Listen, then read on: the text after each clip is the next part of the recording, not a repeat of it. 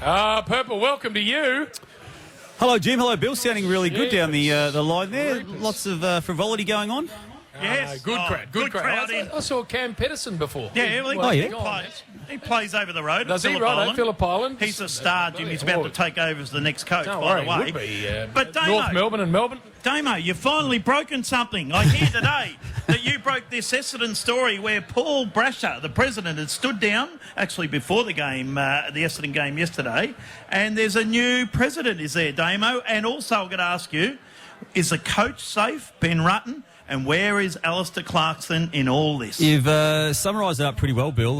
Ben Rutten, as we speak, is staying as coach. We'll get to that in a moment. It's a holding pattern situation right now. Dave Barham, who's well known to people who have worked in TV in Australia for some time and a very highly decorated TV executive, is going to be expected, will be the new chairman or president of the footy club. Paul Brasher will stay on the board, Bill. But, yeah, look, it's been a very, very messy 24 hours for this footy club. They decided to have a board meeting before the game against Port Adelaide yesterday. That was because of a movement of some power brokers at the club to formalise, or at least attempt to formalise, Jim, a way for the club to formally approach Alastair Clarkson. Now, that happened before the Port Adelaide game. Obviously, the manner in which that unfolded, the 84-point loss, the dreadful nature of that performance meant they met again today, and greater and more pointy-ended conversations followed with the change in official title with the club, with Barham in, Brasher out, and the unknown as to what that means for Ben Rutten, which is where this story will get really interesting in the days to come.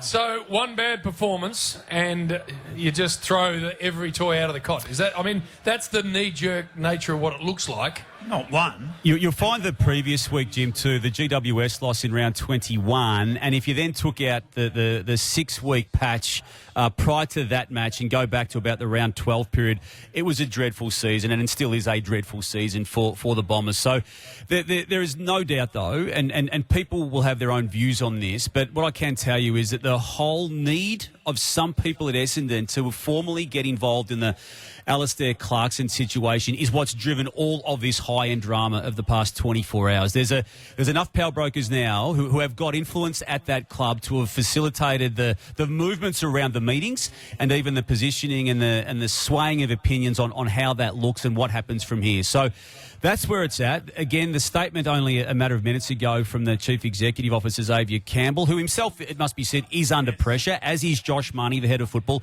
as are several other people at the football club in football departments. But right now, Ben Rutten will stay as coach, but I expect that position to be fully investigated internally in the hours and days to come. So, Purple, with all of this mayhem occurring, how is someone like Alastair Clarkson going to view Essendon favourably? Jim, I believe it's ideal for Clarkson for a number of perspectives. He, when it was all said and done, when he had GWS and North Melbourne in front of him officially, while he was going to take one of them, and if you want to use the golf terminology, North Melbourne remains the clubhouse leader. Their offer is more appealing to him at this stage, the way I read it. There is more money attached to the North Melbourne offer. They were comfortable as a footy club going into the weekend about what they had done to that point in time. But it's been certainly more than mooted, Jim, strongly felt that he'd always wanted to go to a big club. That the entry or near official entry of a third club into this situation, one that has greater might, greater power, greater clout. It's nothing but a bonus for Clarkson now to have a potential third club thrown into his considerations at this late stage of his own deliberations. Very interesting, Purple, because we know North Melbourne and Essendon don't like each other. No, and nor this comes up. Nor do Hawthorn and Essendon either, Bill. So there'll be some Hawthorn people wondering what the hell's going on as well with all of that. So, look, there is so much going on in that space, and why Essendon has waited to this moment to at least put the feelers out. And when I refer to the official conversations, Jim and Bill and listeners, unofficial approaches have been made to Clarkson's people by Essendon people. Now, you know the way those conversations work. They're not real until the club acts. And this is clearly a toe in the water from an Essendon perspective of formalising that whole process, because there's no way he would go there while Ben Rutten is still being the man that's in the position. So Again, holding pattern the way I read it with what's unfolded today from the Ben Rutten perspective. So that's the next thing. What does Ben Rutten do? Is his position completely untenable, or where's he at? If it's not, Jim, it must be pretty close to it. To have, the whole conversation around him and the whole Paul Brasher backing of him publicly. Now, I don't claim to know what Brasher's been doing behind the scenes, but there's been some angst at this power broker level. And you know the way power brokers work at footy clubs, Jim. The constant backing of Rutten publicly and the endorsement of people who are in the positions of power to this point, that didn't work for Paul Brasher in the end. He had said prior to today that he would be leaving the post. It's been brought forward.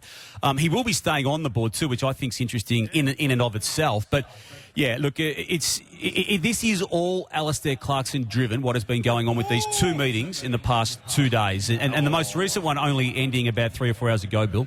Wow, it's big news. They've had 9 coaches in 16 years. Yeah. Let me read out. Sheedy, of course, a long time. Then Gary O'Donnell, Matty Knights, James Hird, Simon Goodwin was there for one game, I think. Bomber, Matty Egan, Woosher, and Ben Rutten. That's all in 16 years. So something's going to have to happen. And they've had a poor year. Gee, they've been disappointing. So the supporters aren't happy. Something's got to happen.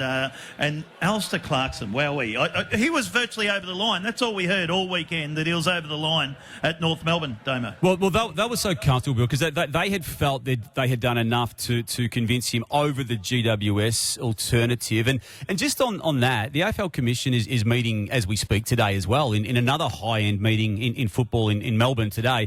I have a belief that the GWS Giants have wanted the ambassadorial component to their potential offer to Clarkson to be debated today by the Commission. And whether that ever is made public, I don't claim to know. But they do and want to be able to nudge, wink to Alastair Clarkson's people that there will be an ambassador component to their offer, which I believe is well short, or certainly short of the financial terms that North Melbourne's reached. All right, Purple, break with you. Some positives and negatives coming up next from the game's best. More with Damian Barrett next, live from the San Remo Hotel. Yes. This is Triple M's Rush Hour, all thanks to Our Van RV. For Our Van RV, we are live from the San Remo Hotel for Australia's largest range of seascape caravans. Check out ourvanrv.com.au. There's one parked right at the back We just here. went and had a tour through it. Very nice. A double bed and a couple of bunks, a shower, a dunny. I had to wait for you to get out of it so that I could get into it. It's not big enough. Damo, it's not big enough for 2 people if one of them's fat. Now, we're going to continue to talk AFL footy with you and some positives. Yes. Yeah. Sydney Swans are doing nothing wrong. No, Can I start, Damien? Can I start? You can start wherever you want, Bill. The minor premiers. I would say well done, Geelong. Yes. Who a lot of people Why said... are we talking about Geelong? Well, we're talking about Sydney. They're minor premiers, and a lot of people, including you, Brayshaw and Barrett, said too old, too slow. No, I didn't. Good. Bill, hey, take that back. In my pre-season ladder, I had them to make the grand final. So take that back, thank you. Oh, Damo, Sydney. Yeah, well, let's go there. They may have done what Ed Langdon said Collingwood was all about only a week earlier, about being a one-trick pony and all duck, no dinner, because they were able to withstand them the way no other club had been able to do in the previous 11 weeks. And it just certainly franked what the Swans are about. Put themselves into second place now. With the game against St Kilda, you'd expect them to wade through that game at Marvel Stadium, no matter what team they put out in the park. And, yeah, finish second and officially confirm themselves, in my eyes anyway, which I've felt for some time, the second best team in the comp to this point. All right, and the Tigers, speaking of teams looming large, got some very passionate Tigers in front of us here. Yeah. They've got good reason to be passionate. I mean, Tom Lynch, I feel, is having arguably his best season of football in terms of impact. 8 goals against a depleted Hawthorn, and Emerson Jeeka and James Blanker are nowhere near where they want to be at some stage of their careers in terms of defenders he played on. But the 8 goals he kicked are going on top of the 4 goals the previous week and the 4 the week before.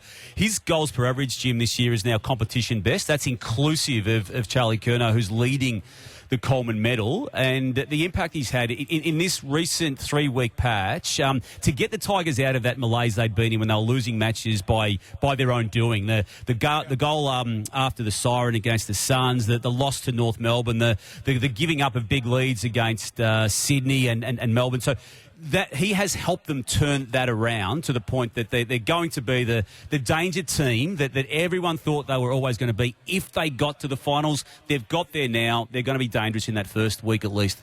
All right, what about the Melbourne game? Extraordinary game of footy. Jake Melcham, the Fists of Fury, and also Jaden Hunt. Yeah, love how they were prominent, not just in the last quarter when the game had to be won on the weekend, but throughout the whole game, because they were unfortunate to miss last year, weren't they, when they were emergencies in that team that won the grand final against the Bulldogs in Perth. So they were the two players, Bill, who weren't part of the 23 from last year, who played on the most recent week just gone. And, I mean, Melksham's impact in that game was as good as he has played for the Demons, full stop. And to do it in that must-win game, and it's just it's a great story for him. Another couple of positives. Ben Cunningham. Brayshaw was pretty good too, since he's gone into the middle, which is funny. It's coincided with him signing that contract, hasn't it? But going back in the middle. Ben Cunnington, we discussed him this time last week in just getting through a game of VFL. Well, he's got through a game of AFL now. The words he spoke so beautifully post-match after picking up 17 touches in that return game, 3 clearances, about the support of his wife and the battle and the worry and the fear and the unknown that he's been through with the 2 bouts of cancer, and just to see him get back, it's just extraordinary.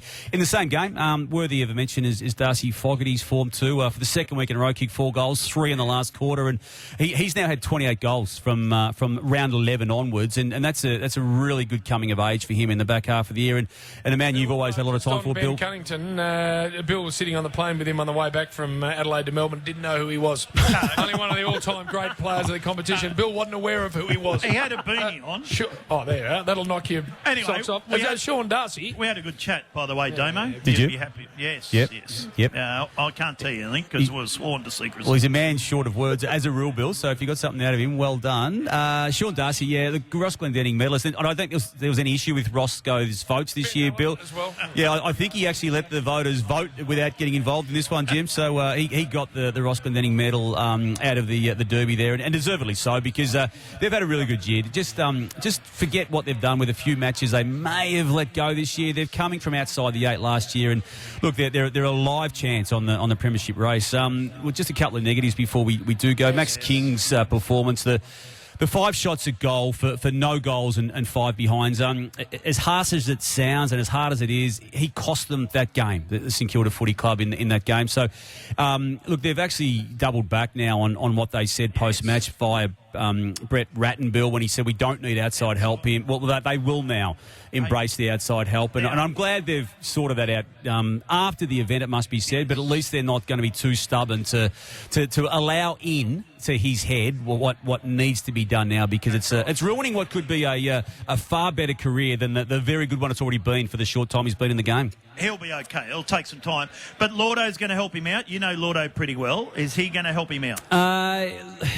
I don't think it'll be public if he does, Bill. I think he's made the comments himself, which have, I think, been really well explained to the layman as to what he thinks needs to be done and whether the club wants that to happen. But someone of significant nature has to help him out, because it's not just isolated to the most recent match he played. It's pretty much the 4 seasons he's been in the system, unfortunately. So, he needs to fix it up.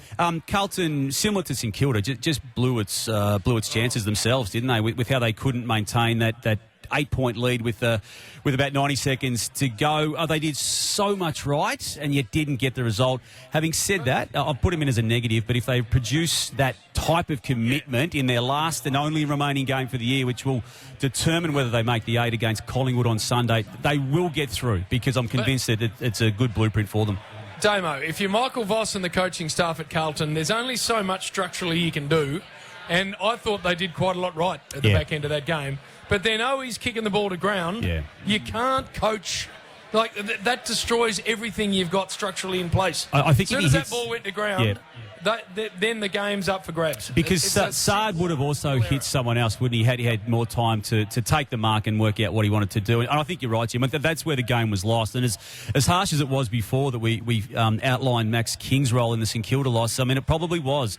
While there are other moments, the Matt Owies kick that bounced to Adam Saad at that late stage, the 3-on-1 against Jake Melksham contested mark didn't help either, did it? Late in the piece, but having said that, it was just a problem of their own doing. worried about Collingwood. I don't want to be too dramatic for a team that had won 11 in a row and was competitive, more than competitive against Sydney. And had Brodie Mychek not been tackled by Dan Rampy, who knows? They would have got it down to below 3 goals. But I'm worried about him because the Degoe injury, it's a hip flexor, and there's no guarantee that he plays against Carlton in the last game. And they may just make the smart management call to not play him, see how they go without him, but just to have him right to go in that first week of finals, because it's a dangerous injury if you try and wade through them when they're still a bit vulnerable. To go. All right, it might be Carlton Collingwood this week, and then Carlton Collingwood in 2 weeks' time after that. Yeah, it could be. Bartholomew. Yeah, I'm happy Look about at And Carlton supporters, we got any here? you. Yeah. Yeah, 3. That's good, yeah. And they're staying quiet. Collingwood, they've been let out. Yeah, a few of them been let out for the day. Hey, anything as we let you go, Purple? I just someone has sent me from the crowd there. I appreciate the photo of Bill's drinking arrangements there. Yep. There's a. You mentioned that caravan only being big enough for one person, Jim. Before the stubby holder that he's managed to somehow use to insert a big pint glass in Yep. doesn't seem to be doing the trick. They're always concrete stubby holder. Yes, exactly. They say product placement, that is. All right. Nice. Hey, well done, Purple. Well done, Purple. Cheers, boys. Damo's recovery session.